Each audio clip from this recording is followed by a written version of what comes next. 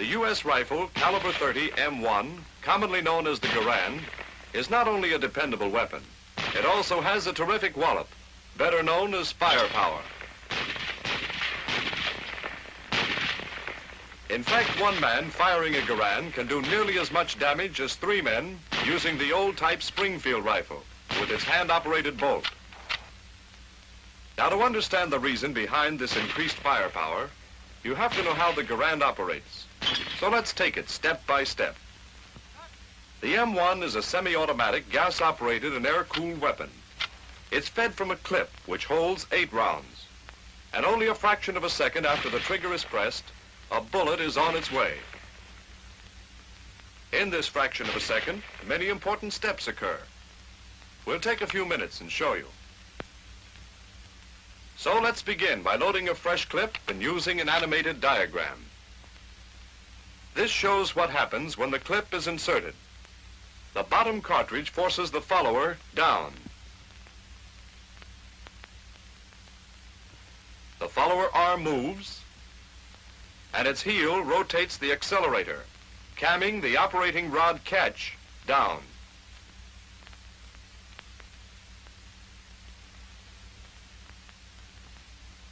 We'll now add the operating rod, spring, and bolt to the diagram. Notice that the bolt is held to the rear by the operating rod, and the rod is held by its catch. Now watch the accelerator as the follower moves down. It rotates, camming the operating rod catch down. When the catch disengages, the rod starts forward, pushed by its compressed spring, and carries the bolt with it.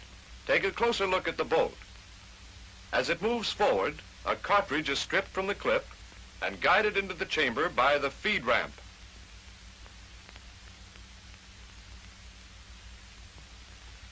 When the cartridge is nearly seated, the bolt begins to lock. Watch how the cam surfaces in the operating rod handle act on the operating lug and rotate the bolt into the locked position once more.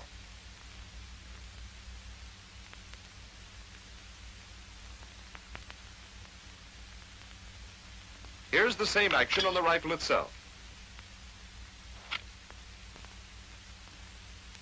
Now, as the bolt locks, the extractor snaps into the extractor groove, and the ejector is forced into the face of the bolt, compressing the ejector spring.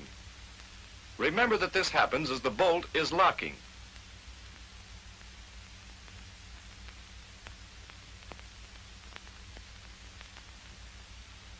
Let's stop here a minute, remove the barrel and receiver from the stock, and take a look at what's happening at the rear of the bolt as it locks.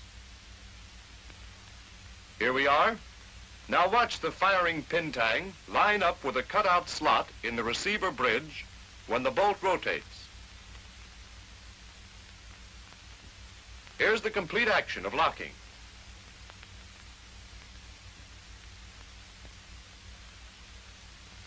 Now that the bolt is locked, we're ready to fire. The hammer was cocked and placed in this position when we opened the breech to load the clips. When the trigger is pressed, the trigger lugs rotate and the hammer hooks are released. The hammer spring forces the hammer forward. Before we fire, here's another point, a safety point in case the bolt is not locked. The bolt camming lug on the left side of the hammer engages in this cutaway portion on the bolt. If the bolt is not completely locked, either the lug will cam it into lock position or the hammer will not strike the firing pin tang. So much for the safety feature. Now back to the hammer again. The lug engages the cutaway portion of the bolt, and the hammer strikes the firing pin tang, driving the firing pin through the face of the bolt and igniting the round. The bullet travels along the barrel. Part of the exploding gases escape into the gas cylinder through the gas port, and this gas pressure drives the piston and operating rod back. The operating rod moves back about 5/16 of an inch before it hits the operating lug. In other words, the projectile leaves the muzzle before unlocking begins.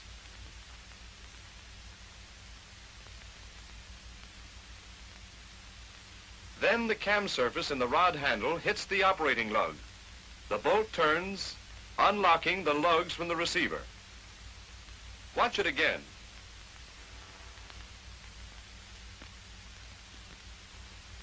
The left operating lug cams against a small surface in the receiver, withdraws the bolt slightly, and breaks the cartridge case loose. This is called initial slow extraction.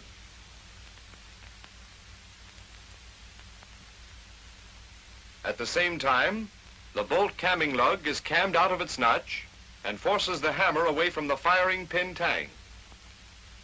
This allows the firing pin tang to cam against this surface on the receiver bridge, withdrawing the firing pin from the bolt face. Here is the same action on the rifle. Now the complete action.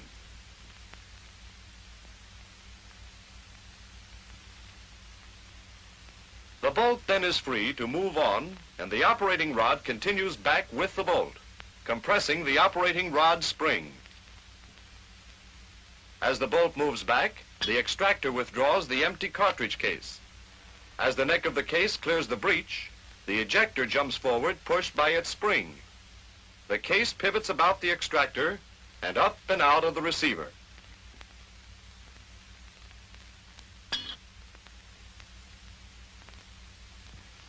Here's the same thing in animation. Now, as the bolt moves to the rear, it forces the hammer back, which compresses the hammer spring. There the bolt is back, and the hammer is caught by the sear. But look at it again. Notice that the trigger is still all the way back, after the hammer is caught by the sear. The reason is that the hammer is back before the finger can release the trigger. Watch this action in slow motion.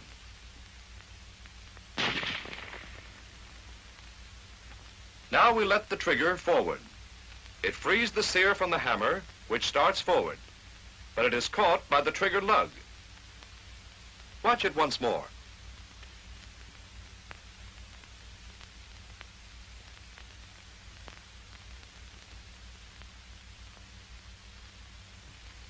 Let's take a look at the same action on the rifle itself. Here's the trigger mechanism. Watch the hammer move up and catch on the trigger lug as the trigger is released. It's a very slight movement.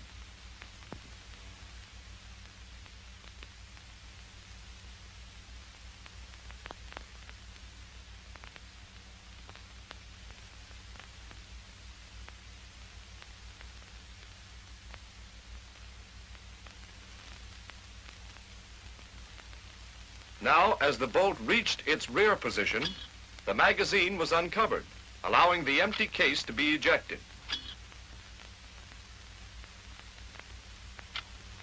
We use the diagram and take the bolt to the rear again.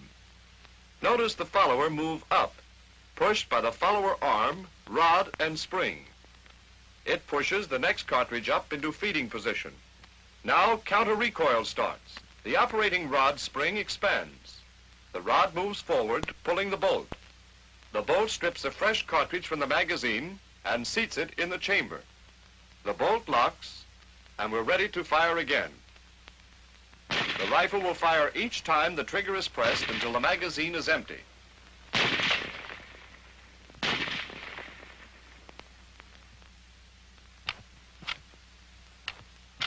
Then, when the bolt reaches the rear position, the follower is forced to the top of the clip, and the clip is ejected.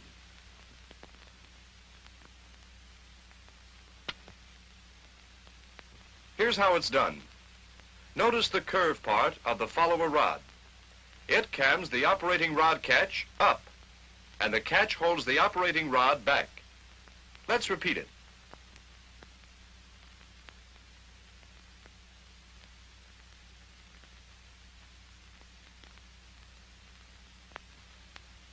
At the same time, the rear arm of the rod catch pivots, forcing this stud of the clip latch down. The clip latch spring is compressed, and the latch disengages from the notch in the clip. The clip ejector forces the clip up and out of the receiver.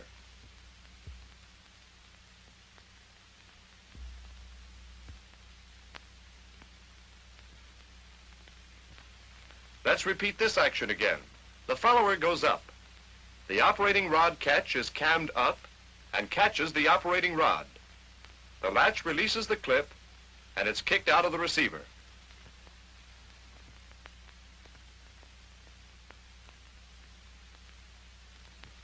When the fresh clip is loaded, the clip latch spring expands and the latch again engages the clip.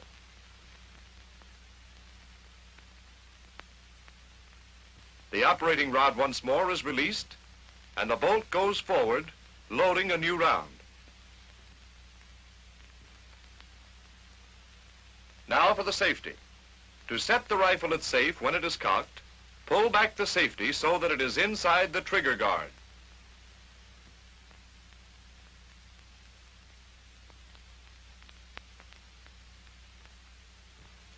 Here's what happens.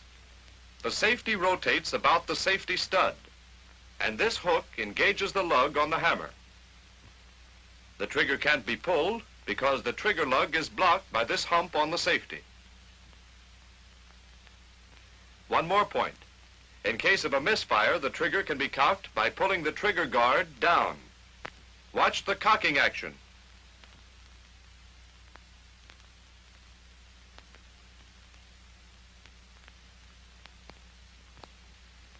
Now let's go back and review a few points. A loaded clip is inserted.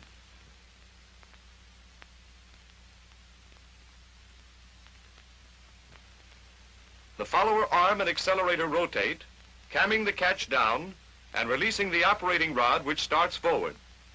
The rod and bolt move forward. A cartridge is stripped and guided into the chamber. Now the bolt begins to lock. At the same time, the extractor snaps into the extractor groove and the ejector is forced back into the bolt. The firing pin tang lines up with a cutout slot and we're ready to fire.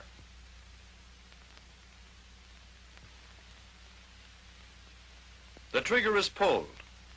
The trigger lug rotates and the hammer goes forward. The firing pin is struck and the cartridge fired. There goes the bullet. Part of the gases escape into the gas cylinder and drive the piston and operating rod back. The bolt is hit, rotates, and starts to unlock. Slow initial extraction takes place. The hammer is cammed back slightly. The firing pin is withdrawn from the bolt face. Unlocking is now completed. The empty cartridge case is withdrawn and ejected. The bolt continues back and rides over the hammer. The hammer rotates back and is caught by the sear.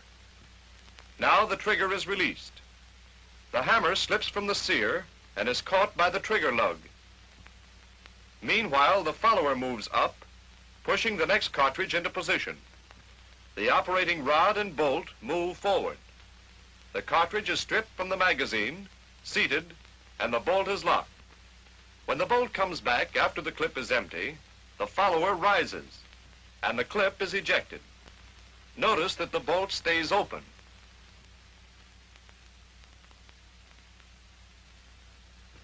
Well, that's the inside story of the M1 rifle, and it took quite a while to show what happens in just a fraction of a second. However, a knowledge of how the gun operates will help you plenty. Whether you're in the field or in the shop, if you know your weapon thoroughly, you can keep it firing.